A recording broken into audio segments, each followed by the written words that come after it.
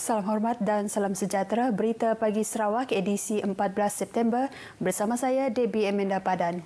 Keputusan ujian RT-PCR atau RTK antigen tidak diperlukan bagi pergerakan merentas daerah kecuali untuk bahagian Bintulu.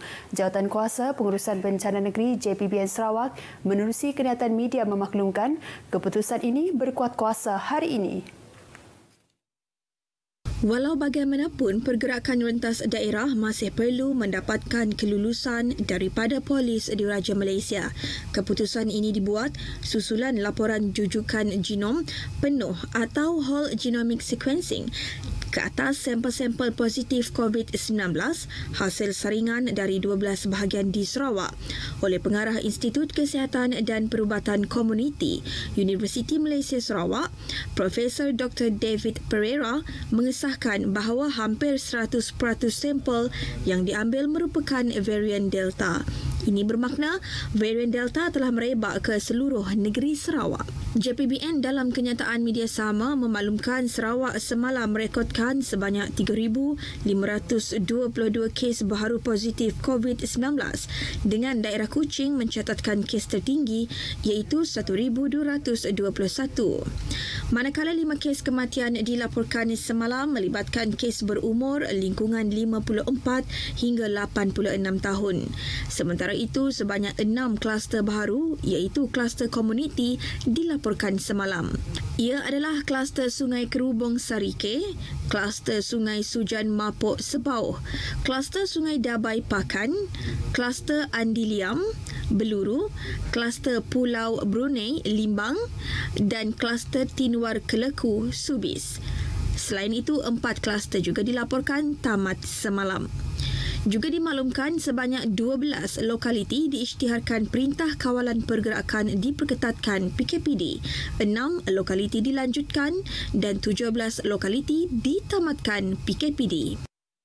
Semangat kesukarelawan yang tinggi dalam kalangan masyarakat pelbagai kaum di bahagian Miri, terutama golongan belia, perlu diperkasakan kerana pasukan sukarelawan turut memainkan peranan dalam membantu pasukan barisan hadapan sepanjang pandemik COVID-19.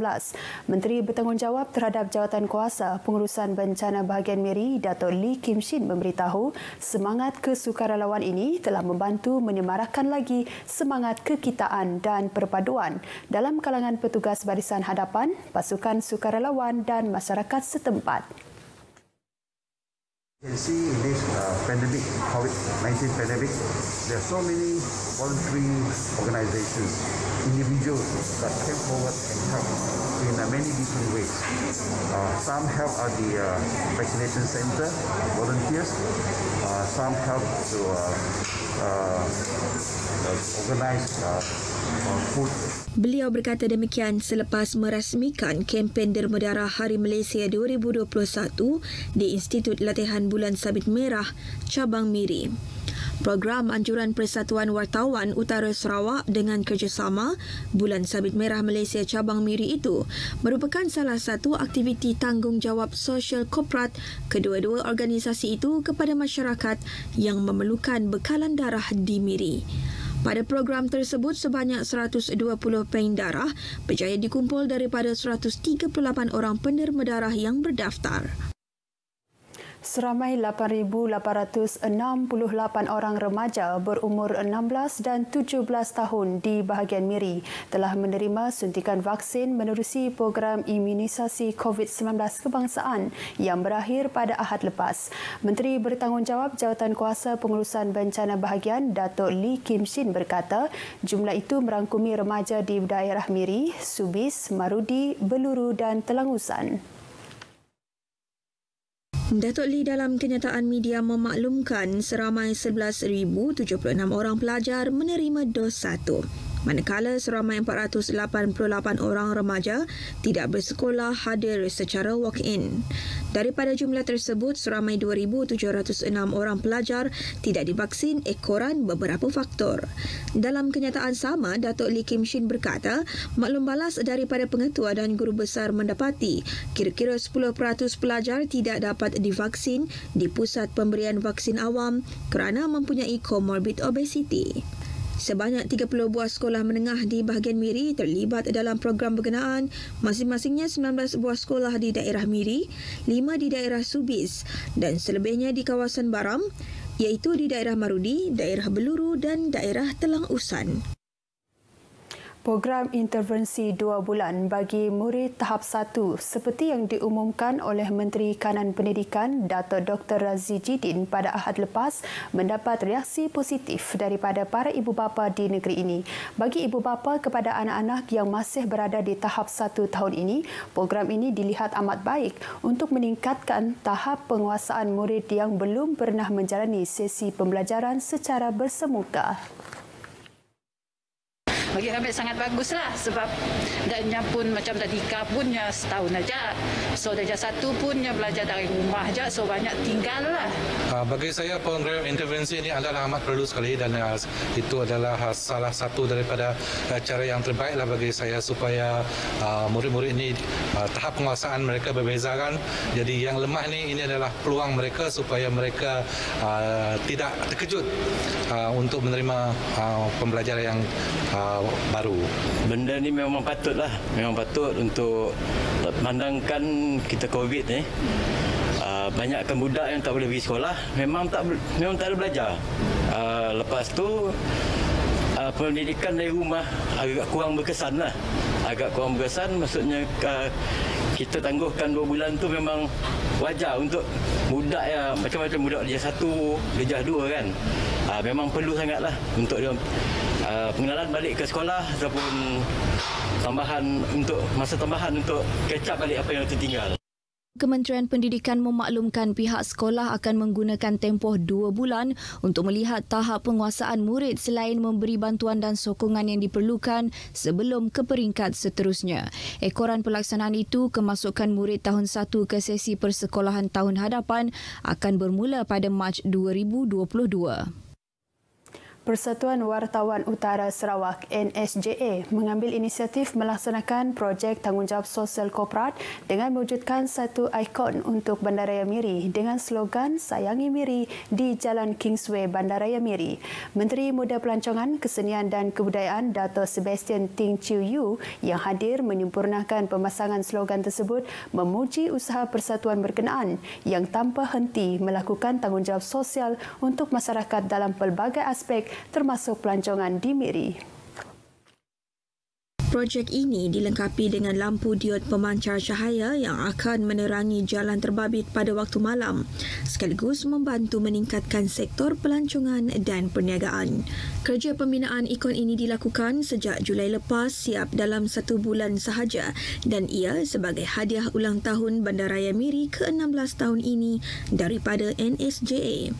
Datuk Sebastian juga menyatakan bahawa kira-kira 119 program pelancongan, kesenian dan kebudayaan telah dirancang oleh kementeriannya, namun terpaksa ditangguhkan ekoran pandemik COVID-19.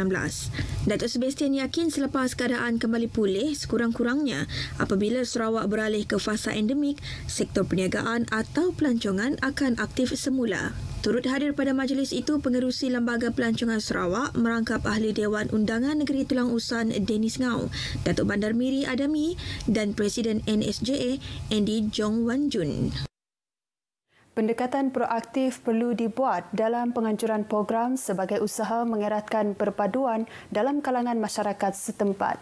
Menteri Muda Pembangunan Bandar, Pentadbiran Tanah dan Alam Sekitar, Datuk Len Talif Saleh berkata, ke arah itu kerjasama pelbagai pihak termasuk badan bukan kerajaan NGO adalah digalakkan. Datuk Len memberitahu program atau aktiviti yang dianjurkan perlu menarik perhatian golongan muda agar lebih ramai penyertaan daripada golongan itu. Beliau berkata demikian ketika menyerahkan sumbangan berjumlah RM38,000 kepada NGO dan Persatuan Ibu Bapa dan Guru PIBG di kawasan Dewan Undangan Negeri Dun Kuala Rajang bagi Zon Sarike. Katanya sumbangan itu bagi membantu persatuan berkenaan melaksanakan aktiviti. Penerima sumbangan terdiri daripada PIBG, Sekolah Kebangsaan SK Muara Payang, SK Agama Sarike, Pusat Asuhan Tunas Islam Sarike, Persatuan Ibu Tunggal Sarike Sarawak dan Persatuan Wanita Kastam Diraja Malaysia. Selain itu, PIBG SK Jawa Kerubung, Sekolah Jenis Kebangsaan Sanmin Sare dan SK Adin Sare. Terdahulu beliau melakukan pelepasan program kayuhan basikal Anjuran Unit Komunikasi Awam Sarawak UKAS yang merupakan antara pengisian program ziarah UKAS Semarak Kemerdekaan di Kampung Seberang Sarike. Sementara itu, program ziarah UKAS terus disemarakkan dengan pengagihan 200 bendera jalur gemilang dan bendera Sarawak. Penyerahan tersebut dilakukan oleh Ahli Dewan Undangan Negeri Adun Meradong, Datuk Ding Kong Hing. Datuk Ding berkata program ini sekaligus menyemarakkan semangat bersempena sambutan Hari Malaysia pada 16 September ini. Beliau berucap pada majlis ringkas program ziarah Semarak Kemerdekaan yang diadakan di bangunan Chinese Chamber Meradong. Pada program berasingan di Repok, UKAS terus menyantuni penduduk terjejas dengan mengagihkan sebanyak 50 bungkusan bakul makanan. Sumbangan telah disampaikan oleh Adun Repok, Datuk Sri Huang Tiong Si. Sebanyak 34 bantuan bakul makanan diserahkan oleh pihak pengurusan Kolej Vokasional Bintulu bersempena majlis pemasangan logo baharu kolej berkenaan semalam. Bantuan tersebut diserahkan kepada warga kolej berkenaan yang terjejas ekoran pandemik COVID-19 oleh Ahli Dewan Undangan Negeri Samalaju, Majang Renggi. Majang Renggi ketika merasmikan program tersebut berharap bantuan tersebut membantu meringankan beban golongan sasar dalam mengharungi waktu sukar ini. Kul prihatin kepada kaki tangan ataupun pekerja-pekerja yang amat terjejas ataupun terkesan atas apa yang berlaku pada masa ini disebabkan COVID-19 ini. Pada majlis tersebut, beliau turut mengumumkan geran sebanyak RM15,000 kepada kolej berkenaan. Terdahulu, Pengarah Kolej Vokasional Bintulu Jamali Muhammad dalam ucapan berkata, bantuan bakul makanan tersebut merupakan inisiatif berterusan pihaknya bagi membantu kaki tangan yang memerlukan. Sekian berita pagi Sarawak. Marilah kita terus berganding bahu memulihkan negara dengan mematuhi prosedur operasi standard yang ditetapkan. Lindung diri, lindung semua. Jumpa lagi dan salam hormat.